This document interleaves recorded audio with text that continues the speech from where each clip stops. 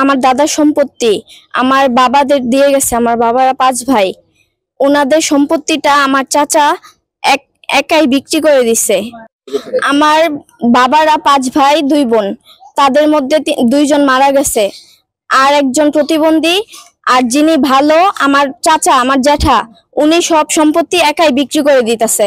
উনি আমাদের উপর জোর জখম করে নানান ধরনের মানুষ এনে বাসায় হুমকি দামকি দিয়ে আমাদের মারধর করে।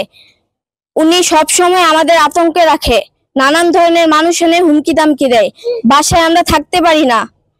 আমার চাচার নাম অজিত চন্দ্র শীল, উনি ফারুক খানের কাছে জায়গা বিক্রি করে দিতেছে।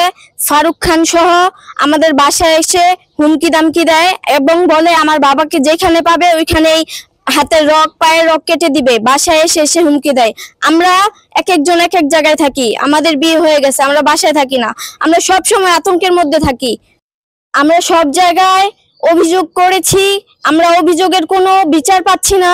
থানায় করেছি, আর্মি ক্যাম্পে করেছি, কাউন্সিলর, সব সাবেক কাউন্সিলর, এখন যে কাউন্সিলর ছিল ওনারা বিচার করেছে, কিন্তু ওনারা কোনো বিচার মানে নাই। না মেনে আমাদের উপর আরো হুমকি দামকি দিচ্ছে, আরো বেশি বেশি হুমকি দিচ্ছে, কিন্তু আমরা কোনো জায়গায় বিচার পাচ্ছি না। আমরা কোথায় গেলে বিচার পাবো? আমরা কি এই দেশের নাগরিক না? আমার বাবা প্রতিবন্ধী, তাই কি আমরা বিচার পাবো না? আমাদের ভাই নাই বলে কি আমরা বিচার পাবো না? আমরা কোথায় গেলে বিচার পাবো? আমি বিচার চাই। আমার স্বামীরে অনেকবার রাত্রেবেলা বাসায় ফেলায় মারছে। আমার মেয়ে যায় বাসাইতে, অনেক চিল্লাপাল্লা করে, অনেক কান্নাকাটি করে। আমার কেউ আশেপাশে লোকজন আসে না ভয়ে। আমার স্বামীরে মারছে, আমার মেয়ে গেছে, আমার মেয়েরে ঘুষি দিয়ে ফেলাই দিছে, বুকের মধ্যে লাত্তি মারছে, আমার মেয়ে অজ্ঞান হয়ে গেছে। তারপর আমি এই মেডিকেলে নেই। আমি কি আমার স্বামীও নিব নাকি আমার মেয়েরই নিব? আমি কোনো কিছু খুঁজা ফিরতেছি না রাস্তা। আমার শ্বশুর এইভাবে সবকিছু আমারে বুঝাই দেয়া গেছে। আমার শ্বশুরের 5 ছেলে, 5 ছেলে থেকে 4 ছেলে প্রতিবন্ধী, 3 ছেলে কোনো বিয়া শাদী করে নাই, হেরা নিঃসন্তান। সমস্যা হয়েছে জায়গার সমস্যা। এখন এই পাগল জায়গাগুলা ওই আমার বাসু যায় ভালো, হ্যাঁ সব বিক্রি করে দিতেছে আস্তে আস্তে। হ্যাঁ জায়গা বিক্রি করে হ্যাঁ ঘর বাড়ি সহ দিয়া গেছে, দোকান সহকারে। আমরা অনেক বাধা দিছি। বাধা দেওয়ার পরে আমাকে অনেক মারধর করে, অনেক নির্যাতন করে। রাত্রেবেলা বলে যে পেট্রোল দিয়া ডিজেল মোবিল দিয়া ঘরে আগুন ধরাই দিম, পুইরা ফেলামু। এই যে আমার বাসুর, আমরা অজিত চন্দ্র শীল, অজিত চন্দ্র দাস দেয়, হ্যাঁ আমরা শীল। তারপরে আমরা কোনো নিরাপদ না, আমরা কোনো নিরাপদ পাই না। জায়গা ব্যস্ত আছে ফারুক খান, সিমিট ফারুক খান, 34 নং ওয়ার্ডের আলমগীর মাস্টারের বাগিনা।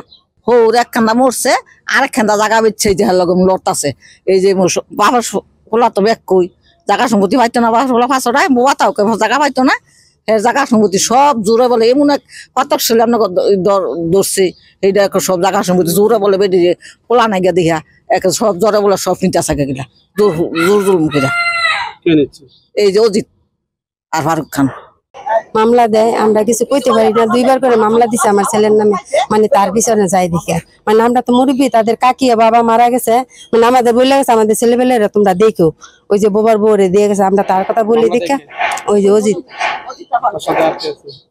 মানে ওরা অন্য লোক টোক নিয়ে বলে কোথা থেকে লোক টোক আছে, ওগুলি তো চিনি না। ওই টাকা পয়সা দিয়া লোক আনে বাড়ির থেকে, আইনা বলে আম করে হুমকি ধুমকি দেয়, ওই সমস্ত বলে। 2বার করে মামলা দেয়। আমরা অনেক জায়গায় গেছি, এগুলো আমরা পাশাপাশি ভাই মনে করেন যে আমরা চাই না যে 2টা ফ্যামিলি আলাদা হয়ে যাক, আমরা চাইছি 2টা ফ্যামিলি একসাথে থাকুক।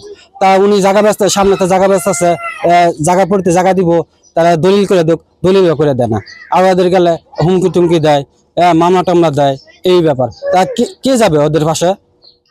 যেটা সবার নামে জায়গা ভাগ করে দিছে, এখন এই অজিত দায় সবার জায়গায় একা বুক করতে চাইতেছে, এবং আমরা সবাই মিলে জিলা চাইছিলাম যে সবার একত্র করে দিই, এবং এটা নিয়ে কাউন্সিলর, থানায়, আরো অনেক জায়গায় যাওয়া হয়েছিল এটা মীমাংসা করে দেওয়ার জন্য। কিন্তু ওই জায়গায় বলে যে মীমাংসা করে দিব, কিন্তু বাড়িতে এসে আর কোনো মানে না।